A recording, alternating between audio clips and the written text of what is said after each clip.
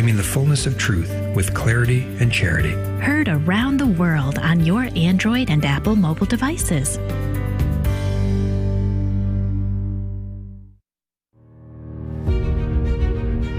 The Simple Truth, rising up to explore the difficult topics of real life. Join us as we proclaim the good, the true, and the beautiful with the simple truth of Jesus Christ and His Holy Catholic Church through Scripture, tradition, and the Catechism. And now, your host, Jim Havens. It is great to be back with you on The Simple Truth, where we proclaim the life-giving reality of Jesus and His Catholic Church. We consecrate everything to the Sacred Heart of Jesus through the Immaculate Heart of Mary and the pure, strong heart of St. Joseph. It is Current Events Wednesday, and our guest today is Michael Hichborn. He's a Catholic husband and father, also founder, president of the Lepanto Institute. Learn more at lepantoin.org. Michael, great to have you back with us. How are you today? Thanks so much for having me on. It's always a pleasure to be with you. Yeah, great blessing for us. And the topic today, holding Catholic relief services accountable. Michael, you've done great work bringing to light corruption within the human leadership of the church, especially in regard to the so-called social justice structures that extend from the USCCB, with the hope that those in leadership positions will care and actually do something to fix it. One of those organizations is CRS, Catholic Relief Services, and they're having their annual collection this weekend. We're going to get into some updates on CRS today, hold them accountable here for what they're doing, even if the bishops in charge don't care. We need to know what's going on here, and spoiler alert, I want to recommend that no one gives a penny to CRS until they truly clean up their act. Instead, I encourage you to support the good work of Michael and the Lepanto Institute, who are working to hold them accountable until they do change their ways. Again, you can go to lepantoin.org. We've got a lot to get to today, but first, it is important that we always begin the Current Events Wednesday show by remembering the biggest current event of all and the number one news story that ought to be reported by all the networks, but is going unreported today and every day. And that is the ongoing daily government-sanctioned, government-funded, government-protected mass murder of innocent children in the wombs of their mothers. These are real people being murdered by the thousands today and every day in our nation, which also means the mass exploitation of pregnant moms in need for profit by the lie of abortion. In terms of the loss of human life, we have at least a 9/11 every day in the U.S. Imagine 3,000 of any other category of persons being murdered in a given day in our nation, and it going unreported by the media, and even mostly ignored by the churches. Imagine if that was happening every day, and you begin to understand something of the insane reality in which we find ourselves. According to a July 2020 article in the prestigious peer-reviewed medical journal The Lancet, we have a global death toll from abortion of 73.3 million children annually, which is more than 200,000 preborn children being murdered worldwide every day. It is essential that we put great effort into breaking through our own desensitization to this massive evil. We have to face reality on this and so much more. We must live, proclaim, and push forward the vision that every innocent human being without exception has a right to life. Even an atheist still ought to have the basic moral sense to see the evil of killing an innocent child. For those who believe in Jesus and His Catholic Church, we have the additional benefit of crystal clear, authoritative magisterial teaching on this, which truly gives us absolutely no place to hide in treating those in the womb as any less valuable than us. Catechism of the Catholic Church 2270, quote, human life must be respected and protected absolutely from the moment of conception, meaning fertilization. From the first moment of his existence, a human being must be recognized as having the rights of a person, among which is the inviolable right of every innocent human being to life, end of quote. Also, if you've experienced abortion in some way as a mother, father, sibling, grandparent, etc., there are some great people, great resources available to help you in your healing process. We love you. You are not alone. You can go to lovewillendchildkilling.com. Click on the healing tab for more information. Michael Hichborn, anything from that introduction jump out to you as we begin today? The number 73 million unborn children that are murdered annually is just absolutely staggering, and it's incredibly heartbreaking. But also, it reminds me of what Mother Teresa said, that war is a punishment for sin and nuclear war is a punishment for abortion. And I am very deeply concerned about that being a prediction or a prophecy of what we are facing even now. Mm-hmm. Yeah, and I think just as this evil, this enormous evil is being minimized due to so much desensitization surrounding it, how can we be fully sensitized to this evil that is going on? Certainly to some degree we're all desensitized, but we have to do our part to try to wake ourselves up to this and deal with it rightly, face it in reality, and actually have an appropriate response that is an appropriate in degree, which means a whole lot of effort in terms of response on this. But people are desensitized and minimizing a lot of different evils out there. I would add another one is what we're talking about today in terms of population reductionism, the exploitation of women around the globe, especially in developing countries, third world nations, Asia, Africa, Latin America, where there are groups going in there and basically dishing out contraceptives, trying to basically sterilize the women as a way to bring down the population, even introduce abortion into nations that don't want this. And we have Catholic organizations that are also in the field that are participating in all of this. And that's where Catholic Relief Services comes in. They could be doing so much good in this area of combating this lie of population reductionism. And we've talked about this in the past with you on, Michael, but some are trying to hold them accountable based on your reporting, which has been so good in this area. And then somebody did write to them about some of this and got this response back recently. CRS put this letter out, a summary of CRS responses to Lepanto reports. Some people might be convinced because they can say, hey, look, we're addressing this and we're correcting it, they say, in the report. But there are significant problems with this response by CRS in this report. Can you share just some of them with us? Absolutely. Well, so first of all, I've been through this document, and these are all very old responses that CRS has issued to our individual reports, mostly in the first year and a half of the Lepanto Institute's existence. The PDF that they sent is broken down into 4 sections. One is CRS responds to allegations about Kenya program, which is basically a response to the report that I worked on with Population Research Institute to expose CRS's condom and contraception promoting programs in what was called the SADIA project. SADIA means Support and Assistance to Indigenous Implementing Agencies. The second headline or title in this PDF is CRS responds to allegations about Kenya. CRS responds to Lepanto allegations about Rwanda.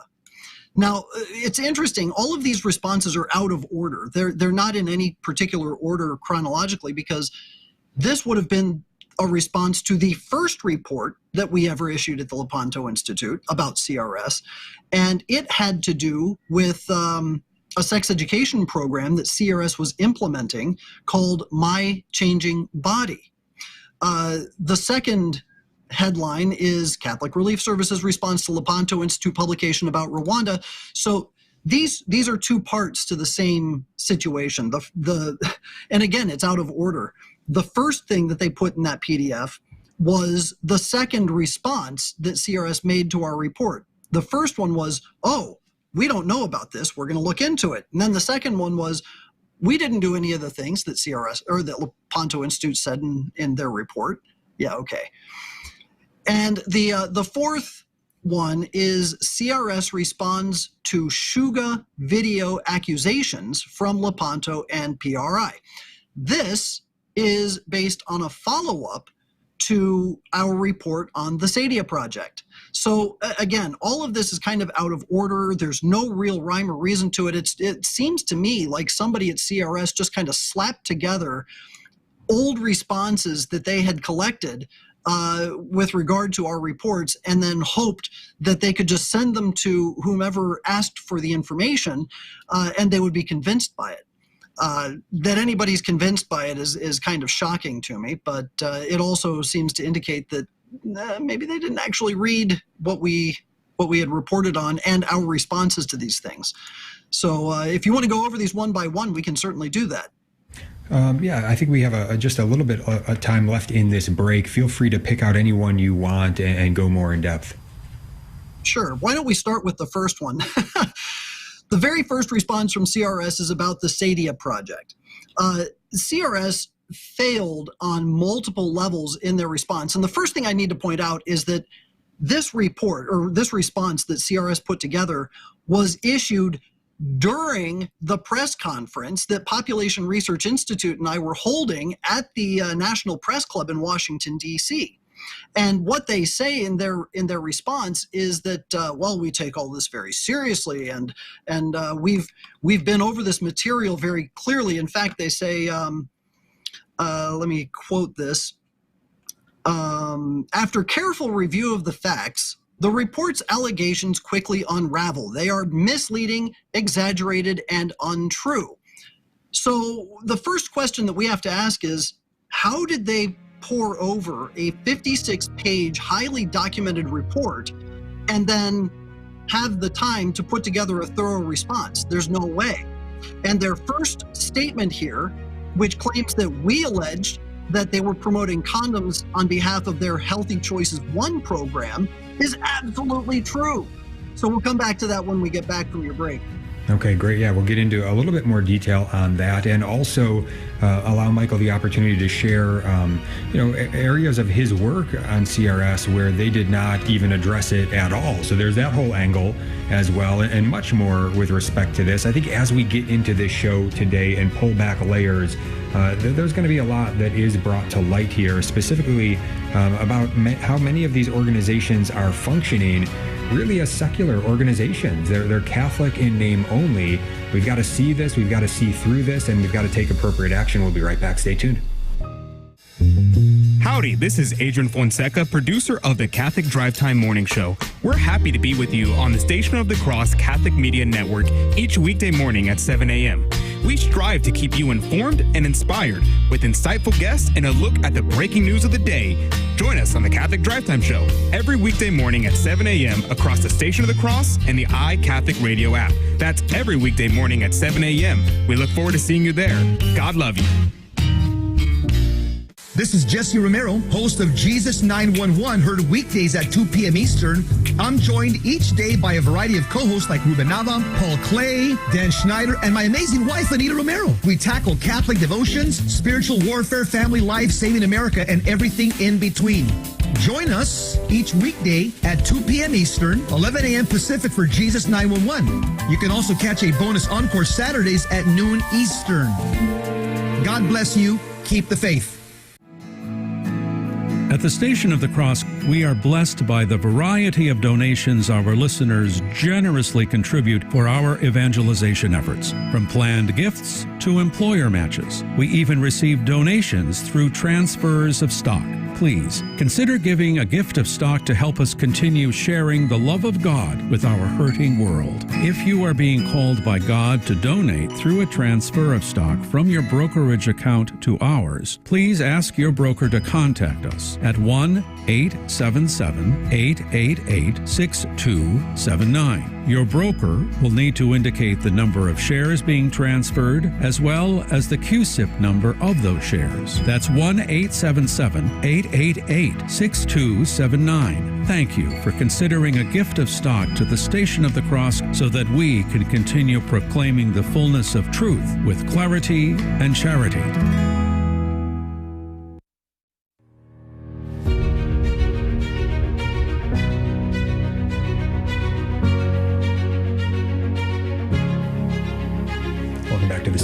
Jim Havens here. Current Events Wednesday with our guest today, Michael Hichborn, founder, president of the Lepanto Institute, lepantoin.org. We are talking about our topic today, holding Catholic Relief Services accountable. They have a collection this weekend. Say no to that. Don't give them a penny. Instead, give the donation to those who are doing the good work to hold them accountable. That's Michael and the Lepanto Institute, lepantoin.org. Michael, before the break, you were mid-thought. Feel free to continue on. So going back to what CRS had said in this document, they said, the report alleges that CRS promoted condoms as part of our work in Healthy Choices 1. Now, keep in mind, they're also saying this under the auspices of, after a careful review of the facts, the report's allegations quickly unravel. So they're saying that our facts unravel, and as evidence of this, they are claiming that, as in our report, we allege that they were promoting condoms through Healthy Choices 1. However, I want to read to you, this is from page 7 of our report. Actually, it's page 6 of the actual text of the report. It says, while PRI's investigator in Kenya discovered that Healthy Choices 1 had been altered to remove condom promotion from local outcry in Kenya, Healthy Choices 2, as implemented by CRS, retained the portion of all forms of contraception. So what we have here is CRS making a false statement right from the get-go after claiming that they thoroughly reviewed the document and they thoroughly reviewed the facts. They couldn't possibly have reviewed all the facts, especially the information that we had regarding the investigator, because the very first time anybody had seen that information was that morning, because we didn't share it with anybody prior to publication. So in CRS's statement, they go on and they start talking about how, well, we implemented Healthy Choices 2, but only certain key elements of it, not the stuff that was promoting condoms. And they also went on to say that they never actually, or actually what they say is that it's a long statement, so it's hard for me to get. Oh, so then they actually denigrated the on-the-ground investigator that we had by saying that, well, you know, we don't know who he was and what he was doing, and we hope that he was following the international standards of research. Well, the fact of the matter is they never addressed anything that our on-the-ground investigator found, including the interviews that he conducted with kids who had gone through the Healthy Choices program, who indicated to him, without any prompting, that they were taught all about contraception because it's a, quote, healthy choice. So, you know, this information that we have, the findings that we have regarding Healthy Choices 2 and Catholic Relief Services' promotion of contraception through Healthy Choices 2, I highly recommend going to our website and looking at this report. You can find it at lepantoin.org/CRS. But it's their whole assertion that we didn't do our due diligence and that we misrepresented the facts is completely undone. And it's undone specifically by the fact that we were able to obtain Catholic Relief Services documentation through a FOIA request. We had 360 some odd pages of CRS's own documents being submitted to the federal government, and those documents show CRS implemented all phases of Healthy Choices 2, including the condom and contraception promoting components, and that they had no objection to it until the very end of the project. So for them to say, well, they actually looked into it and they stripped out all the bad stuff before the project was implemented is completely false. And it completely contradicts CRS's own reports to the federal government. So that, you know, that's just the very first statement that CRS was addressing in this document. Right. Yeah. Let me just say one quick thing here, Michael, and that is, look, they're clearly playing a game. That they want to have the Catholic label. These people don't care. I don't think they believe that contraception is evil. I think we've talked to enough people who work for CRS to understand what's going on there, and we can read through the lines and what they're putting out, what they're doing, and then what their response to it is. I think the only reason they care is because they want to keep the Catholic label, so they kind of have to, you know, cover this stuff up or play this shell game with it all. But look, if they really cared about the people on the ground, and they really thought that contraception was evil and it was harming the people on the ground. Well, all of these groups that they're participating with, that they're working with, they're all pushing this stuff. So they would be opposing that, and they would be on the offense, teaching the folks on the ground about sexual integrity, the virtue of chastity. They don't do any of that. So it's very, very clear they're playing a game here. This is a secular organization. As far as secular organizations go, they probably fit in pretty good. They're probably doing pretty good work along those lines. But it's not good work if you're a Catholic organization and you're implementing this false idea of the ends justifying the means and then trying to play a shell game to excuse it all. And isn't that really what we're seeing here? Absolutely. In fact, every year, CRS and the USCCB goes to Capitol Hill to lobby Congress to include certain provisions in the ongoing budgetary items. It's no longer a budget. I think it's called I can't remember what they call it, but they go in and they lobby on behalf of certain granting agencies, 3 of which are the world's largest distributors of contraception: USAID, PEPFAR, and the Global Fund. And CRS annually asks Congress to provide hundreds of millions of dollars to those 3 agencies. And the Global Fund, by the way, finances Planned Parenthood, International Planned Parenthood, so there's that too. But CRS and the USCCB annually lobby Congress to give hundreds of millions of dollars to these 3 organizations without qualification, without any reservation about the fact that they are out there actively distributing all manner of contraception, including abortifacients. Mm-hmm. Yeah, and what's absolutely scandalous is all of that, and the fact that you're doing this reporting, bringing this forward, bringing it to the light. You're bringing it right to the bishop in charge, right to the people that need to know, and their response is to not care. Their response is to do nothing and to allow this shell game to continue while these people on the ground are the ones being harmed by this, when we ought to be helping them. And if we got it wrong in the past, then we ought to say sorry and start getting it right in the future. But it seems like there is no appetite, no will to actually do that. Your thoughts, Michael? I'll give you an example. When we exposed CRS's work in Madagascar, there was a project called the Makolo Project that CRS was engaging in. The Makolo Project was, the whole scope of the project was to try and find a way to create a financial mechanism to fund what they called CHVs, which were clinical health volunteers.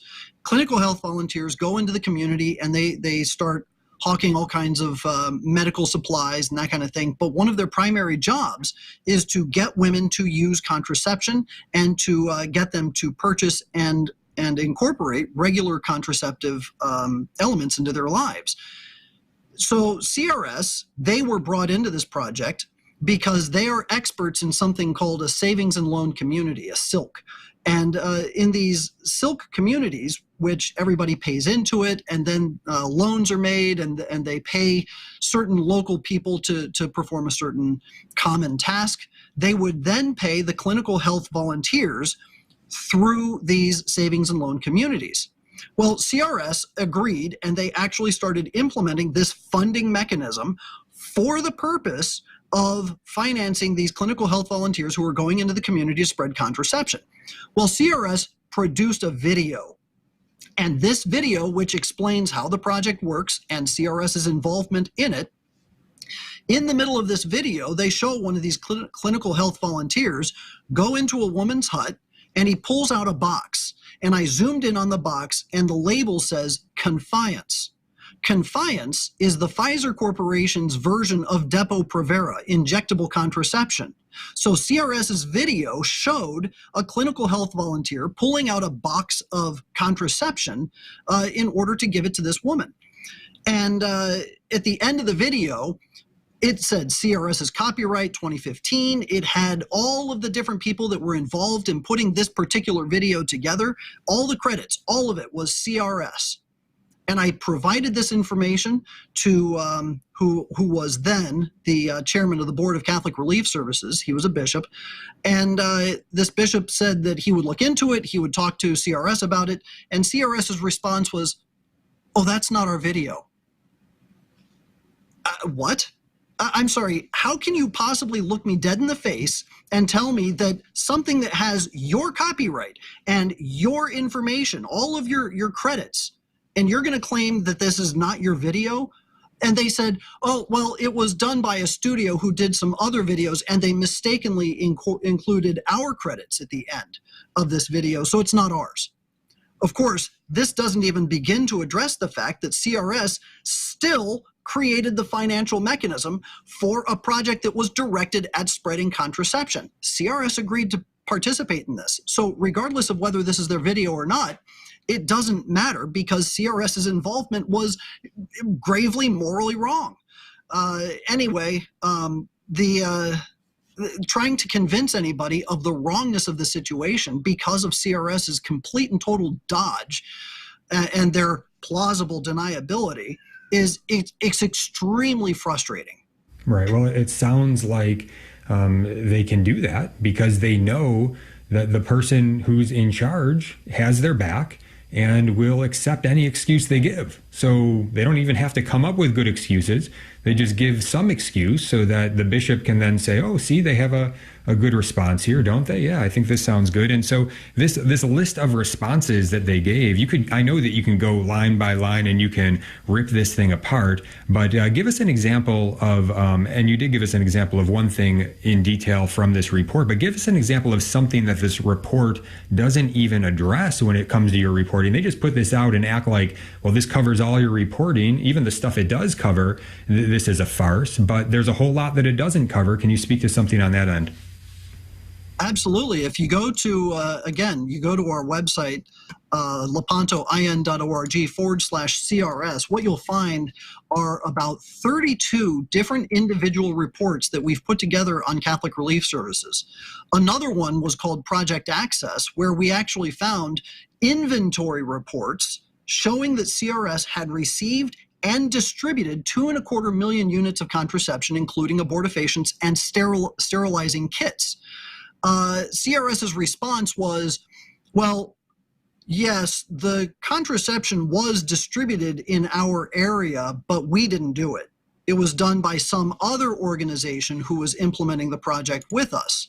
So first of all, they deny the accuracy of these inventory reports. And it wasn't just one. It was quarterly and annual inventory reports, and all of them said CRS received, CRS distributed. And they had all of the other implementing agencies listed as well. Some, whatever it is. But the fact of the matter is they just blanket denied any involvement with the hands-on distribution of contraception. But in the same time, they were giving a tacit admission that, well, we did allow it to happen. It's like a principal saying, well, I'm not distributing drugs. It's just the drug dealers that I let hang out in the schoolyard. They ought to just come out and be honest and say, you know what, we just don't really think contraception is a problem. We just think that we're doing some good work over here. We're working with these organizations doing some good work, and we don't care about contraception. We don't think it harms people. We don't think it's evil. We don't agree with that part of the church teaching. They can't say that because then the bishop would have to act and say, well, this is no longer Catholic. This is secular in nature, but that's the truth of it. But they ought to be honest about it and have the integrity to be honest about it. We'll be right back. Stay tuned. This is Life News Radio. I'm Jim Anderson. When it comes to when life begins, science should not make the questions difficult, and it does not. Ketanji Brown Jackson, federal judge and nominee for the highest court in the land, says in current nomination hearings that she does not know when life begins. That ruse may have worked 5 years ago, but that ship has sailed. It is clear to 80% of Americans that biologists are the most qualified to use science in determining when life begins. In an article titled The Scientific Consensus on When a Human's Life Begins, author Stephen Andrew Jacobs tells how he surveyed over 5,700 noted biologists from over 1,000 universities worldwide. 96%, all but 240, affirmed that a human's life begins at fertilization.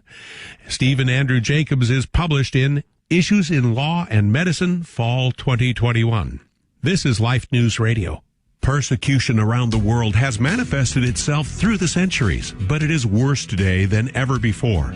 Aid to the Church in Need and its donors have been there to help since 1947, never abandoning the Church or her most vulnerable children. Will you stand up for your faith and accompany our brothers and sisters on their spiritual journey? Visit churchinneed.org. churchinneed.org.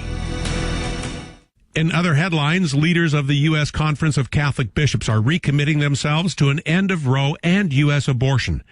Uncovering public records for a new Planned Parenthood in Kansas City is stirring up opposition to the abortion giant's plans.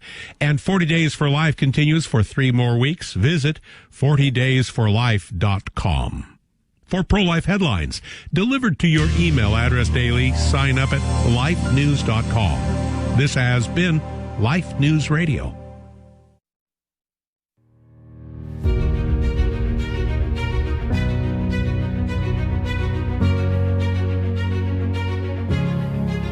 Welcome back to The Simple Truth. Jim Havens here with our guest today, Michael Hichborn. On this Current Events Wednesday, we are talking about holding Catholic Relief Services accountable. They're doing their annual collection this weekend, and I want to urge you to not give them a penny. Instead, give to the Lepanto Institute, lepantoin.org. We need to hold CRS accountable for all of the things that they are doing that are wrong, participating in evil and then pretending like they're not, and really in a ridiculous, absurd sort of way that ought not to convince anybody. So they put out this report, this response to Lepanto reports recently, and that's what we're talking about some here today. Michael has already given us an example of a detail in the report, and again, he can go line by line on this thing, but he gave us one example of where, it doesn't line up. It's quite frankly, they're lying about what they're saying in the report. And then also there's a whole lot of reporting that Lepanto does about CRS that CRS is not even commenting on in the report. And I want to make sure to get this third point in, Michael, and have you speak to it, and that is the fact that CRS themselves in the report, they're the one doing their own investigation. So how credible is that? That doesn't seem like someone who's serious about getting to the bottom of something, but that's the way they do it. Michael, your thoughts on CRS doing their own investigation? There's a meme that circulated on social media some time ago showing a picture of 2 guys from the movie Goodfellas, and they're laughing hysterically. And in the bottom, it says, "We investigated ourselves," or "We told them we investigated ourselves and found ourselves innocent." And that's exactly what CRS is doing. They are claiming that they're the ones conducting these investigations into whether they had done certain things or not done certain things. Going back to our first report, the one on Sadia, and the one that CRS addressed first in this document, one of the things that should be noted is that when CRS, I handed CRS a ton of information. I gave it to Archbishop Coakley personally, and I said, look, I found all this stuff, government reports showing that CRS was implementing a program called Healthy Choices 2, and that Healthy Choices 2 was promoting contraception and condom use. I also found CRS's implementing partners, including Caritas Nyeri, which is the Caritas of Kenya, saying that it also was implementing Healthy Choices 2 with CRS, and it listed on its own website that included the promotion of condoms. So I went through all of this information. I gave it all to Archbishop Coakley, and I was promised, yes, we'll look into that. I never received a response. Well, finally in November, I did receive a response, and they said, oh, we looked into that, and it's all a big mistake. PEPFAR, which is the government agency that was financing this project, mistakenly indicated that we were implementing Healthy Choices 2, but we aren't, and they've since corrected the record. So I went back and I looked at the government PDF that we had originally found, showing that CRS was implementing Healthy Choices 2, including all of the contraception promoting elements, and that portion was completely deleted from the government report. So what this shows is that CRS is in collusion with PEPFAR, with a government agency, in order to cover up what it was actually doing. Because when we went back and we got the documentation from the FOIA request, what we found is absolutely CRS was implementing Healthy Choices 2, and it included the full spectrum of everything that we were finding. Our on-the-ground investigator actually got a copy of the facilitator's manual that was being implemented for Healthy Choices 2. He flipped through the manual, and it included all of the material regarding contraception. He interviewed people that were implementing the program, and they told him, yes, we cover this, and we talk about contraception because, quote, it's a healthy choice. So all of this information that we were able to collect shows that CRS somehow is able to collude with the government in order to cover up what it's actually doing. And this is how they're able to pull the wool over people's eyes. They work with these agencies, they scratch each other's back. CRS says, hey, we're going to lobby Congress to get you more money, just make sure we don't get in trouble. And PEPFAR says, great, we're going to make sure that you don't get in trouble and we'll cover up whatever you need. And that's how it works. Mm-hmm. We're with Michael Hichborn today, Lepanto Institute, lepantoin.org. Let's open the phone lines. If you have a question or comment that you'd like to bring to the table today on this, feel free to call in now, 1-877-511-5483. That's 1-877-511-5483. Michael, if you were the bishop that were in charge of CRS and you had all the knowledge of your reporting, what would be the action that you would take? The first thing I would do is fire everyone at the top. For one thing, it's absolutely disgusting that the top 10 paid employees at Catholic Relief Services accounts for over almost $3 million. Nobody should be getting rich by helping the poor. That's not charity, that's philanthropy, and it's an industry. It's not a work of mercy or a corporal work of mercy of the church. Secondly, in addition to firing everybody at the top, I would restructure the organization to make evangelization the number one priority. Everything that Catholic Relief Services should be doing should be predicated on leading souls to Christ. Otherwise, you're feeding bellies and starving souls. The third thing that I would do is immediately cut off all government funding. I would tell CRS, you are not to receive another dime from the federal government or any foundation and in fact, this is the basis of Pope Benedict XVI's motu proprio on charitable organizations. They're not supposed to be receiving money from agencies or governments where part of the program is the promotion of contraception. CRS isn't supposed to have anything to do with them. Thirdly, or fourth, I would tell CRS, you're not to work with any organization who has any idea in their philosophy, in their actions, or anything else is involved in the promotion of contraception or abortion or anything immoral.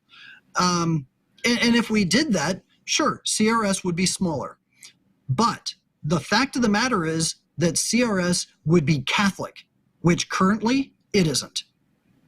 Yes, and if you, Michael, which I think would be terrific, I have, thought sometimes that, the canceled priest, they should take the place of some of the bishops, right? And so, like, Michael, you doing the reporting on this, holding CRS accountable, wouldn't it be great if a great bishop came along and said, you know what, Michael, I want to put you in charge of Catholic Relief Services, and if you were willing to accept it and go in there, what would you do from that vantage point as a lay person being on the top of that organization? If I were thrust into that position, I mean, it wouldn't be too much different from what I would do as a bishop. But as a layperson, first of all, I wouldn't be accepting $500,000 a year in salary the way the current CEO does. I would accept a modest salary that would simply help to keep my house and allow me to feed my kids. I don't want to get rich on the backs of the poor, which is what the top executives at CRS are doing. But the rest of it is basically what I would normally do as bishop, or if I had the opportunity to encourage a bishop to make these changes, it's what I would do. I would make evangelization a top priority. I would make the salaries more modest, regardless of what position you have. And we would do whatever we can in order to make sure that everything done by CRS was authentically Catholic, not just in a negative sense that, oh, we don't do these bad things that we know they do, but in a positive sense, a proactive sense, that they are out there promoting the faith. They are out there really instructing the poor about the faith and about Christ and leading them to the sacraments and leading them to heaven. I'll never forget talking to a moral theologian who represented CRS. And he told me, because I was complaining about the fact that they don't evangelize, he said, well, we don't evangelize in an active sense. We evangelize in a sense by example. And the example he gave, he said he was at one of Mother Teresa's hospitals, and he walked in and he said, there are people dying and most of them aren't Catholic. And I walk in and they see a priest and they're comforted by the fact that there's a priest there. And there was one man who was dying and I went to his bedside and I held his hand and he was comforted by the fact that a priest was there to hold his hand. And I said, well, Father, what did you do to save his soul? And he looked at me and he said, well, I sat there and I held his hand and I comforted him. I said, but Father, by your own admission, he was not baptized.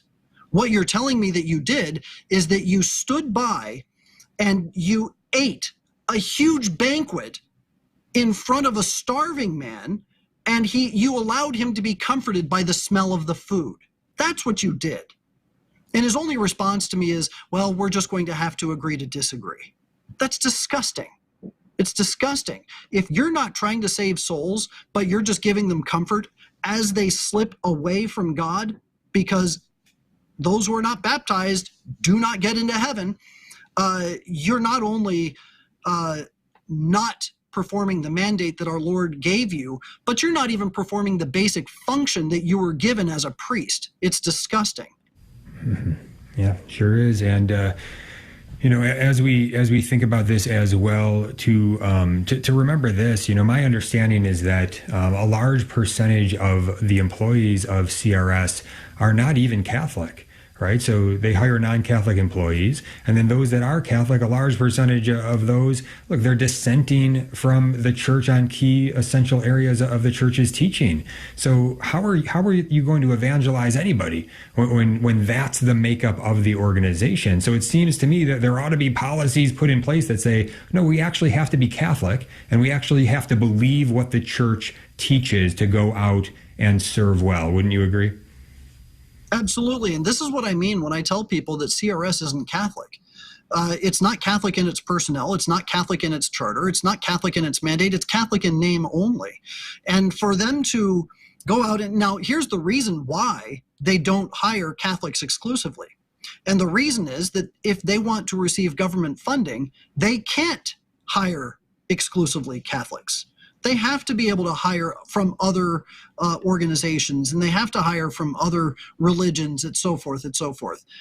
Here's something that's interesting. When CRS hires people, they routinely hire people from other agencies, whether it's CARE International or ACD IVOCA or Save the Children or Population Services International. They hire people from those organizations. Those organizations are out there actively promoting abortion, contraception, homosexuality, the whole gamut. And in many cases, we've found that some of the personnel that they bring on board were in charge of distributing condoms and contraception or in promoting abortion. There was one person that CRS we found her Facebook page, and we discovered that she was a huge supporter of Planned Parenthood. She very proudly on her Facebook page talked about all this stuff that she was doing for these children in Malawi, and then overlaid on her face on her Facebook feed is this "I stand with Planned Parenthood" thing. And then she made several other iterations on her Facebook page indicating support for Planned Parenthood. So the ideology of these people is pretty clear. And they're in positions of authority in various regions around the world. And then CRS tells us, well, we looked into it and they told us that they're not doing anything wrong. You're going to tell me that somebody who supports Planned Parenthood is going to tell you the truth about whether they're promoting contraception in the country that they're responsible for? Is that what you're telling me? Because that's stupid. I'm sorry. It's just dumb. Mm-hmm. Yeah. And so here's the thing. Like, I think there are lay people, because of your reporting, they have become aware of this. They have stopped giving to CRS to their annual collection and whatever else comes around to try to donate to CRS. They have stopped that. Some of them even speak up to their pastor. Some of them even speak up to their bishop. But where are the so-called good priests, the so-called good bishops on this? Why aren't they speaking out on this and holding the bishop who is in charge of this accountable? He's letting them get away with this. He's going along with this. He must think it's okay, but he needs to be held accountable by his brothers. I know we're going into the break, but Michael, any response to that? I think a lot of it has to do with fear. I do know of a number of bishops and priests who do not take up the CRS collection, but I think a lot of it has to do with the climate of fear that has been generated by Pope Francis and the things that he's done within his curia. Just look at what he did to the bishop in Costa Rica, yanked him out of his diocese for no cause, without any canonical cause whatsoever. Yeah, so look, do we care about those on the ground in these nations that are being exploited? Do we actually love them? If we do, then we have to do something about this. And I think everybody has a role to play. Certainly, the closer you are to the responsibility on this, you have a greater role to play. Good bishops, good priests, we need you to speak up on this. We're going to be right back on The Simple Truth with Michael Hichborn. Stay tuned.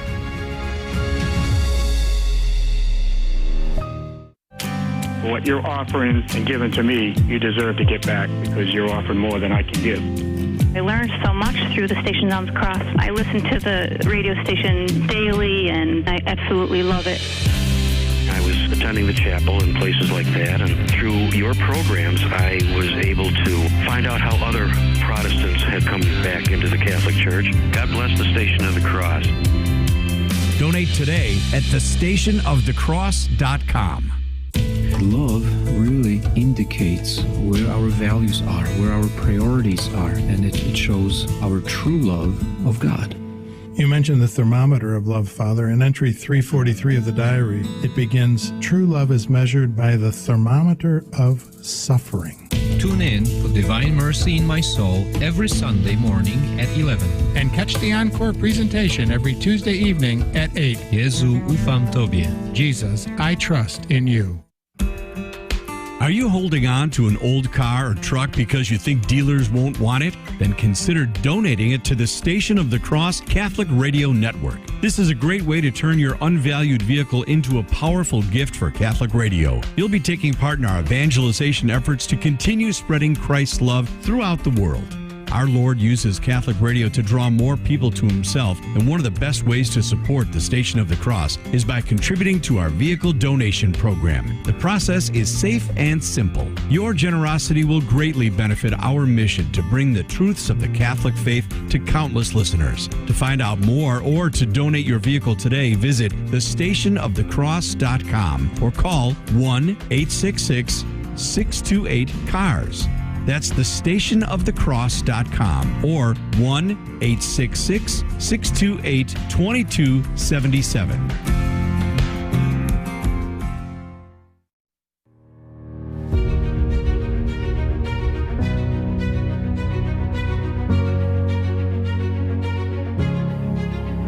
Welcome back to The Simple Truth. Jim Havens here with our guest today, Michael Hichborn, founder and president of the Lepanto Institute, lepantoin.org. We've been talking about holding Catholic Relief Services accountable for the evil that they are committing, participating in, and saying no to their annual collection this weekend. Instead, I say give to the good work of Michael Hichborn and the Lepanto Institute, who are working hard to hold them accountable until they change their ways, which hopefully will happen. Keep praying, keep working for that, but keep supporting that work of the Lepanto Institute, lepantoin.org. And I want to go big picture for a moment here as we come down the stretch of this final segment, Michael.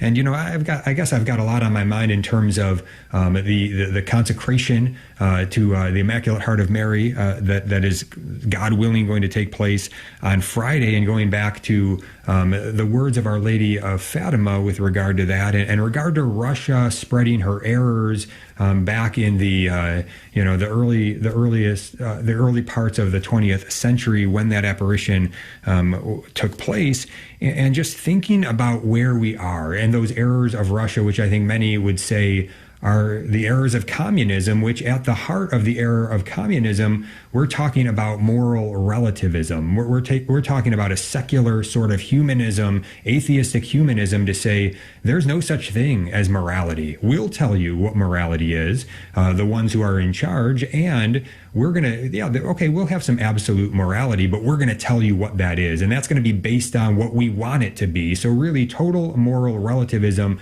but with the folks at the top telling you how it's going to be. And I just see where we're at in the world today, where we're at in our culture, and even where we're at in the culture, the human element of the church.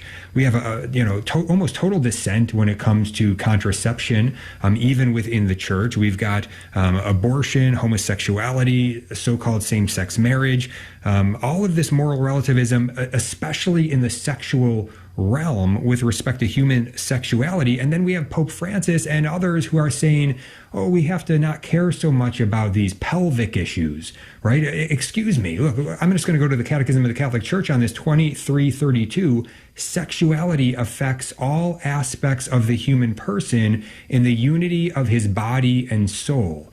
So this is core, right? That this is essential that we get this right. And there are so many errors surrounding all of this. It's moral relativism. And now it has seeped into the Catholic Church and the human element of the church to the point where bishops are just looking away when it comes to even the promotion of contraception and homosexuality and so much more. It's distressing as a Catholic to see this. Look, as fathers, I think what we can do is make sure our heads are on straight, and we're going to teach our children the right way and do whatever is in our sphere of influence. You're doing incredible work with your apostolate, the Lepanto Institute.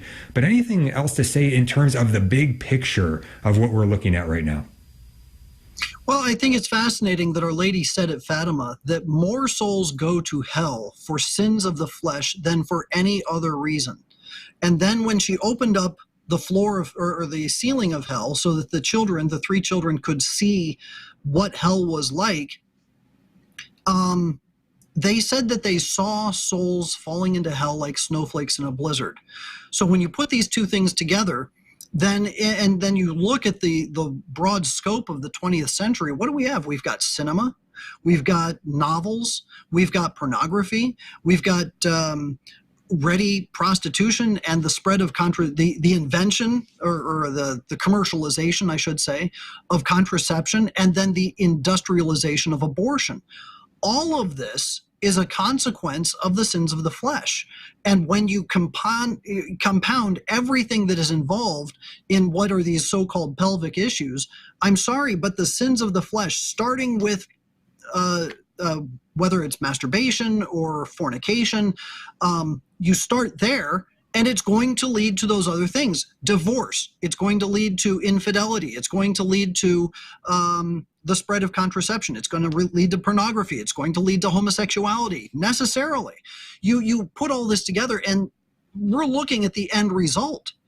And Our Lady was forecasting this in 1917. Now we're over 100 years late, and the rampant sexual problems that we're facing in society, I dare say that yes, souls are literally falling into hell like snowflakes in a blizzard, and that the sins of the flesh is at the root cause of almost all of them. So the big scope picture, I hope and pray that on Friday that this consecration of Russia is accepted by Our Lady, and that as a result we see not only the conversion of Russia, but the destruction of the culture of death that is so rampant in society. It's got to happen. It can't sustain itself any longer. And please, God, don't subject our children to this for much longer either. Mm-hmm. Yeah, well said. Michael Hichborn is with us, Lepanto Institute, lepantoin.org. And so, yeah, I just want a quick proclamation to all. Look, we've got to get back to the truth. The Catholic Church is the real deal. Jesus is the real deal. This is the church he instituted for us. All of the faith and morals handed down to us down through the century by the authoritative magisterial teaching of the Catholic Church. This is true. We ought to humbly accept this, receive it, and gratefully rejoice at the treasure we have, and get busy striving to live it in participation with God's grace, diving into the sacramental life of the church to draw close to our Lord and to truly allow him to pour his graces into us and us go forth in the freedom of the sons and daughters of the children of God, running forward into the kingdom now and for all eternity. Look, this is what we're called to. We've lost sight of this. Michael, anything else that you want to say in terms of just proclaiming the truth today? Honestly, Our Lady requested that we pray the rosary daily and that we make the 5 first Saturdays. Regardless of what happens this coming Friday, we individually, if we expect our bishops to do what God has ordained them to do, we as members of the faithful have to be giving them the graces necessary in order to fulfill their duties. And that's not going to happen unless we are praying and sacrificing on their behalf. So when we pray the rosary daily, we should be praying daily for our bishops, for the Pope, for reform of the church in order to reflect the glory and splendor of Christ. And that finally, we should be making those 5 first Saturdays of reparation for all the multitude of sins that so grievously wound Our Lady's Immaculate Heart. If we do this, if we fulfill what Our Lady requested of us, then we can then truly hope for the conversion of Russia and for an end to this culture of death. Mm-hmm. Yes, and it's a beautiful rhythm of life to incorporate those first Saturday devotions. Go to confession at least around that time. I think about 8 days they say, but then make sure you're going to Mass. Yeah, receiving Holy Communion in a state of grace, obviously, but yes, offering it in reparation for sins against the Immaculate Heart of Mary, and also meditating on the mysteries even outside of the Rosary for at least 15 minutes. And that's something that sometimes we forget about. But again, it's part of those first Saturday devotions. And the kids, if your children are young, they're going to get into this rhythm, right? First Saturday has rolled back around. Here we go. Once again, they start to look forward to it. Michael, anything to share about your experience? I have seen transformations in my own children just through fasting on their behalf. I'll never forget the one time that my daughter, when she was 5 years old, she stopped going up with us to receive, when we would go up to receive communion. She steadfastly refused. And when the priest would go to give her a blessing after Mass, she would balk and turn away. And it was kind of a strange behavior. We didn't really understand it, mostly because she's shy, extremely shy. But I fasted on her behalf for a whole week. And at the end of that week, she went up with us without any prompting for us to receive communion, and she received the priest's blessing, and she stopped butting heads with my wife for a time. So if we fast on behalf of our children for this kind of thing, we can see that kind of turnaround coming with regard to our priests, with regard to our bishops. Pray and fast, pray and fast. Do that, and the grace will abound. Powerful. Thank you, Michael Hichborn, for being here with us today. Lepanto Institute, lepantoin.org, lepantoin.org. Support all the good work they are doing. Michael, always a blessing. Thank you so much. Thanks for having me. God bless you, and God bless your audience. All right. God bless you, Michael. And if anybody wants to get in touch with me, have a comment about the show, feel free to reach out to me via email, jimh@thestationofthecross.com. God bless you.